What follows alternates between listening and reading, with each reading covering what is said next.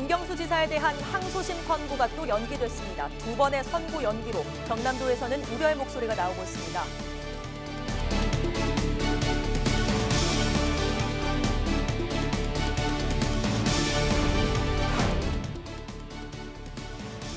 지역의 한 업체 기숙사에서 직원이 스스로 목숨을 끊은 사건에 대해 최근 노동부가 직장 내 괴롭힘 사건으로 인정했습니다. 하지만 처벌까지 이어질지는 여전히 미지수입니다.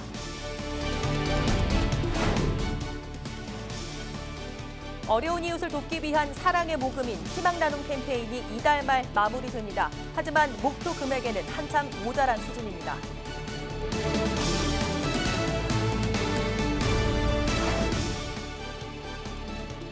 학교 소방안전 관리자 지정을 놓고 도교육청과 교육노조의 갈등이 커지고 있습니다.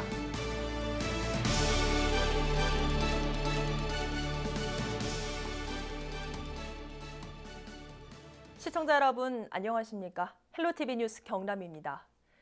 김경수 경남지사의 항소심 선고가 또 미뤄졌습니다. 지난달에 이어 벌써 두 번째 연기죠. 변론을 지켜보던 경남도정도 종일 뒤숭숭한 분위기가 이어졌습니다. 권정숙 기자입니다. 지난달 24일에 이어 다시 연기된 항소심 선고 공판. 재판에 출석한 김경수 지사는 사실관계가 대부분 밝혀졌다고 생각한다며 기대감을 드러내기도 했습니다. 그동안 사실관계를 밝히기 위해서 최선을 다해왔고요. 대부분 밝혀졌다고 생각합니다. 지금까지 해왔던 것처럼 끝까지 최선을 다할 생각입니다. 하지만 항소심 재판부는 드루킹 일당이 준비한 댓글 조작 프로그램 시연회에 김 지사가 참석했다는 잠정 판단을 내놓았습니다. 시연회 참석 여부가 아닌 이를 본 뒤 개발에 승인했는지 등 공모 관계에 초점을 맞춰 심리를 제기한 것입니다. 김 지사 측 변호인은 당혹감을 비추기도 했습니다. 그러나 재판부에 오해가 없도록 추가 자료를 준비해 소명하겠다고 밝혔습니다. 재판부의 판단에 도청 내부도 뒤숭숭했습니다. 경남도는 재판 연기에 따른 차질 없는 도정 운영을 밝혔지만 이미 김 지사의 법정 구속으로 혼란을 겪었던 만큼 내부에선 우려의 목소리도 이어졌습니다.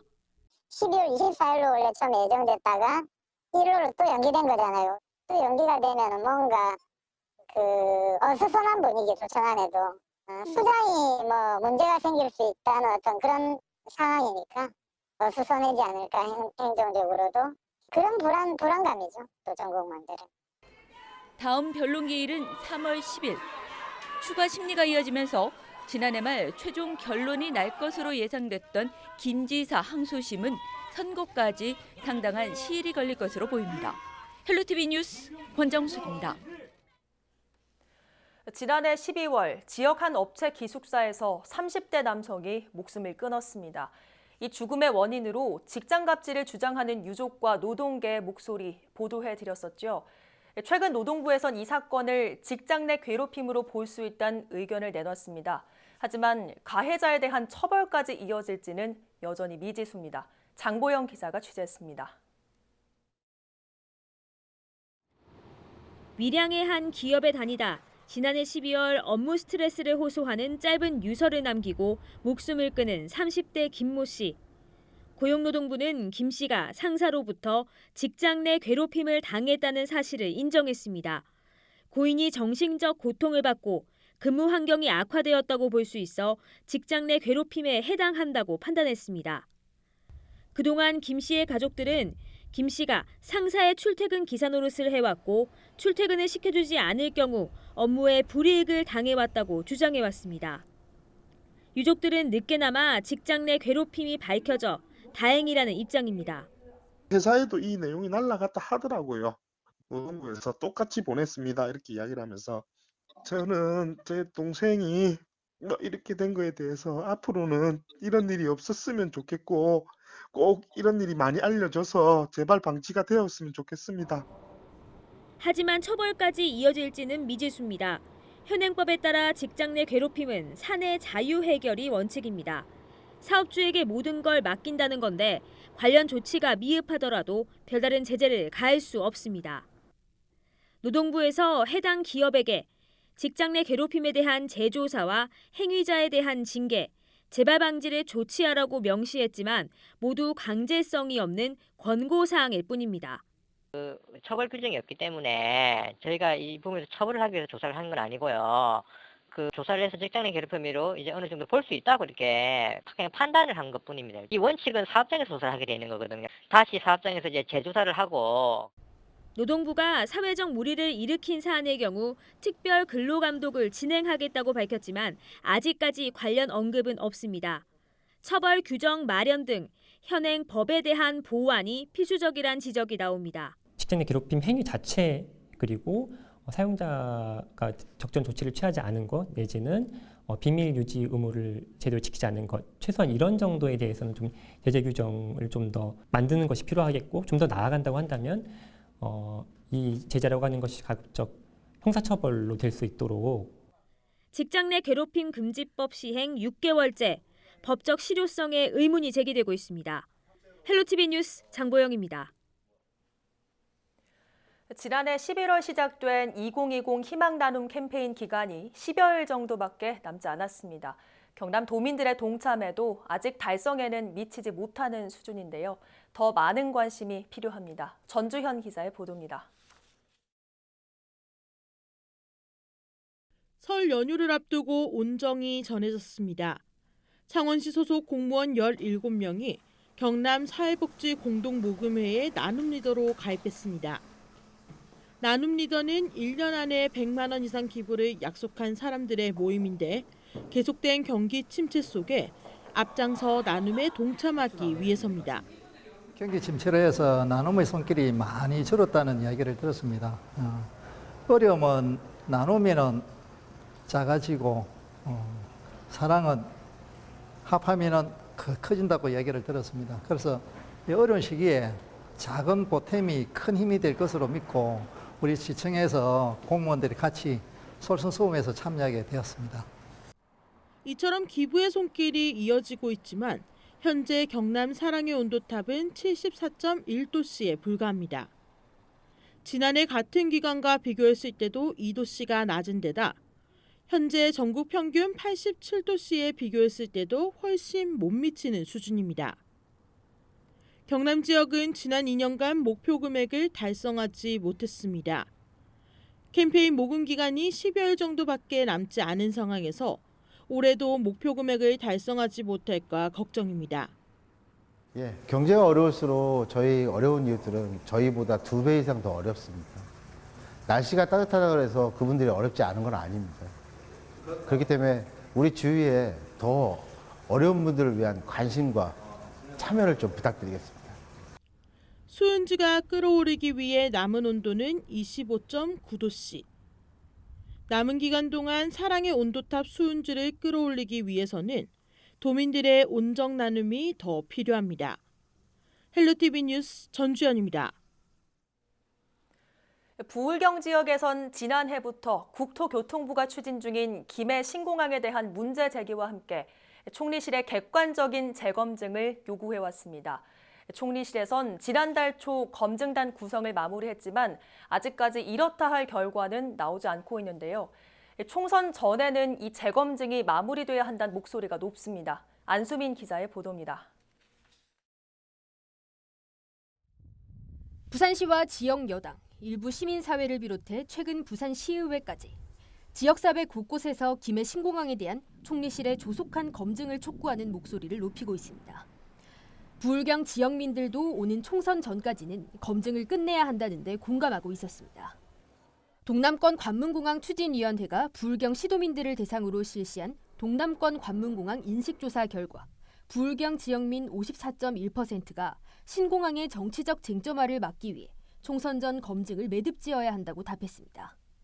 김해 신공항을 검증하는 과정에서도 대구 경북의 반대가 있으니까 정부에서도 쉽게 입지를 바꾸지 못하고 지금 총리실에서 하는 검증 과정을 거치게 된다고 봅니다. 총선이 가까워지게 되는 것 같습니다. 아무래도 정치적 영향을 받기 때문에 이것은 정치적 문제하고는 관련 없는 문제이기 때문에 시민들도 정치적 쟁점이 되기보다는 그대로 검증 일정을 그대로 해서 가급적이면 빨리 해달라는. 총선 전 검증에 동의하지 않는다는 답변은 38.3%였습니다. 시민들은 또 신공항이 단순한 공항을 넘어 동남권 지역의 상생 발전을 이끌 것이라는 기대감도 가지고 있었습니다. 신공항의 적정성 검증 범위를 묻는 질문에 균형 발전과 경제적 가치 등 정책적인 사안까지 확대해야 한다는 의견은 49.6%로 당초 총리실이 범위를 정한 기술적 사안에 국한해야 한다는 의견보다 높게 나타났습니다. 또 동남권 관문공항의 경제 활성화 효과에 대해서도 응답자 10명 중 7명은 기대감을 나타냈습니다. 수도권 집중화를 막기 위해 부산, 울산, 경남을 하나의 경제권으로 형성해야 한다는 메가시티론에 대해서도 응답자의 69%가 동의하는 의견을 나타내 눈길을 끕니다. 이번 조사는 동남권 관문공항 추진위원회가 리얼미터에 의뢰해 부울경에 거주하는 만 18세 이상 남녀 2028명을 대상으로 1월 16일부터 17일 양일간 진행했으며 95%의 신뢰 수준에 표본 오차는 플러스 마이너스 2.2%포인트입니다. 헬로티비 뉴스 안수민입니다.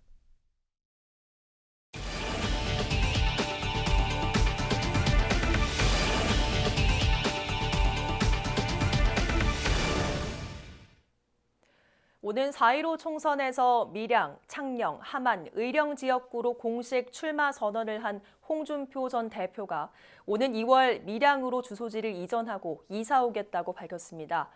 21일 오후 밀양시청 브리핑룸에서 개최된 기자간담회에서 홍 전 대표는 오는 2월 밀양 산문동 등지로 이사한 뒤 본격적인 활동을 이어갈 계획이라고 말했습니다. 공천을 못 받을 경우 무소속으로 도전할 것이냐는 질문에 대해서는 무소속 출마는 생각도 하지 않았다며 고향에서 출마하겠다는데 공천을 못 받을 이유는 없다고 언급했습니다. 이와 함께 당 공천관리위원회에서 공정한 절차를 거쳐 공천한다면 결과에 승복할 것이라고 덧붙였습니다. 학교 소방안전관리자 지정을 놓고 경남도 교육청과 경남교육노조의 갈등이 커지고 있습니다. 도교육청은 21일 경남 대부분의 학교가 행정실장을 소방안전관리자로 선임하고 있다며 전국 시도교육청도 비슷한 상황이라고 밝혔습니다. 이는 학교 소방안전관리자를 학교장으로 지정해달라는 교육노조의 요구를 사실상 거부한 것으로 교육노조 역시 21일 도교육청 앞에서 지방공무원 권리찾기 대회를 열어 박교육감의 행정 지도를 촉구했습니다. 경남 미래교육 테마파크가 이르면 올해 12월 착공에 들어갈 계획입니다. 경남도 교육청은 이달 중 건축과 전시물 등 설치 용역을 발주해 오는 2022년 7월 정식 개관을 목표로 추진합니다. 미래교육 테마파크는 의령군 의령읍 서동리 일대에 미래교육과 미래학교, 미래교실을 전시 체험하는 장으로 운영됩니다. 설기현 감독 체제로 들어선 경남FC가 2020 시즌을 이끌어갈 주장에 하성민, 부주장에 이관성 선수를 임명했습니다. 지난 2018년 경남으로 이적한 하성민 선수는 성실한 훈련 태도와 경기 외적으로도 솔선수범해 첫 프로 감독을 시작하는 설기현 감독 체제 주장으로서 적임자란 판단에 따라 주장으로 임명됐다고 경남FC는 설명했습니다. 이에 대해 하성민 선수는 지난해 팬들의 아픔을 올 시즌에는 선수단 모두가 승격으로 보답하겠다는 각오로 준비하고 있다며 많은 응원을 부탁한다는 임명 소감을 전했습니다. 한편 지난 15일부터 태국 방콕에서 1차 동계 훈련을 진행한 경남FC팀은 다음 달 3일 귀국한 후 6일부터 남해에서 2차 동계 훈련을 할 예정입니다.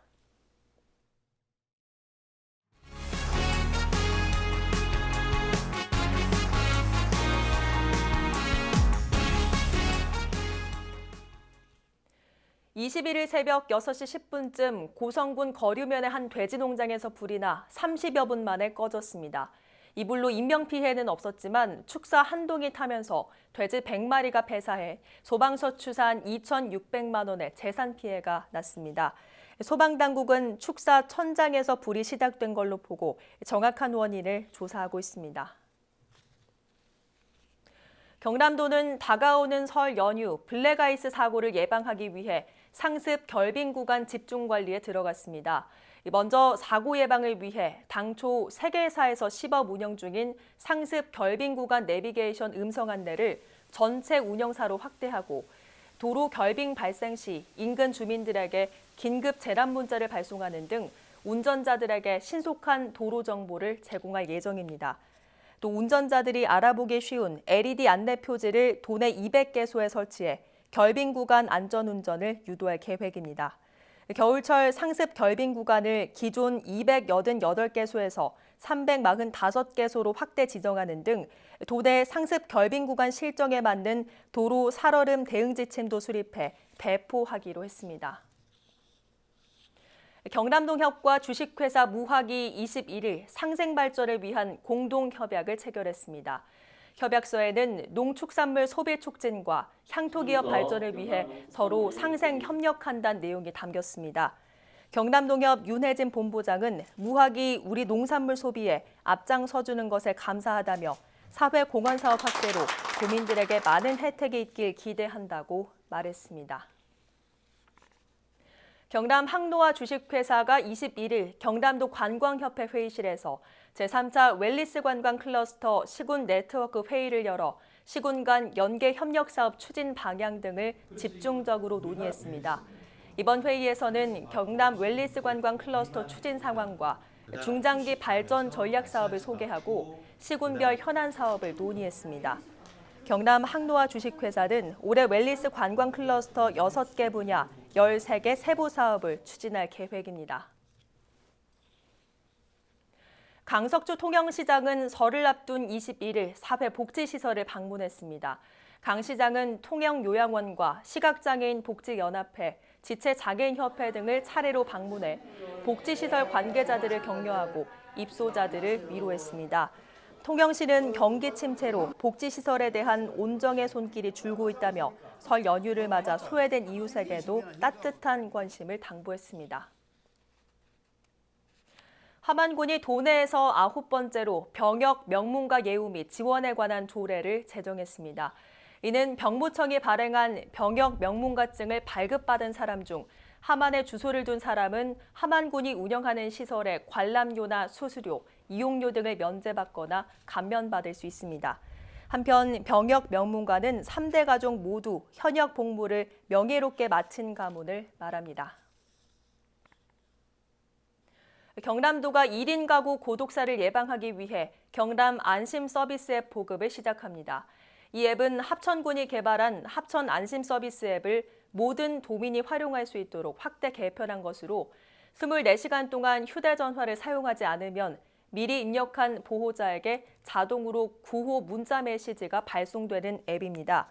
이용 방법은 휴대폰 앱 장터인 윈스토어에서 무료로 앱을 받아 설치하면 누구나 이용할 수 있습니다.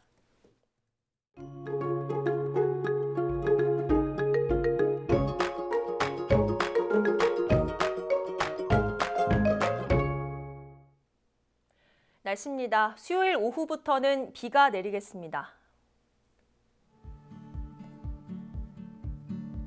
비는 서부 지역부터 시작돼 늦은 오후 전 지역으로 확대될 텐데요. 내륙에는 20에서 40mm, 남해안에는 최고 60mm의 비가 내리겠습니다. 낮에는 기온이 8도 안팎까지 오르며 비교적 온화하겠습니다.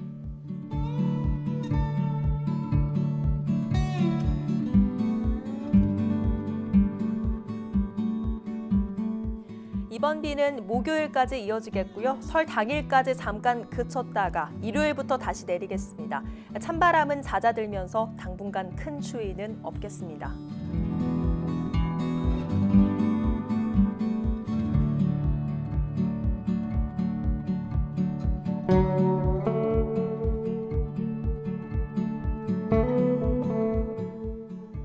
해상에도 비가 내리는 가운데 남해 동부 먼바다에는 바람이 강하게 불고 물결도 높게 일겠습니다. 항해나 조업하는 선박은 유의하시기 바랍니다.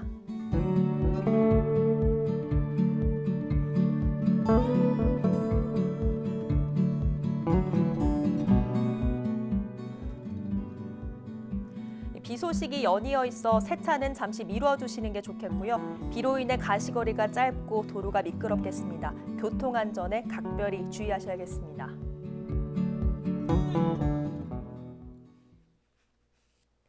오늘 뉴스는 유튜브 채널 경남방송에서 다시 보실 수 있습니다. 이상으로 뉴스를 마칩니다. 저희는 늘 지영민 곁에 있겠습니다. 고맙습니다.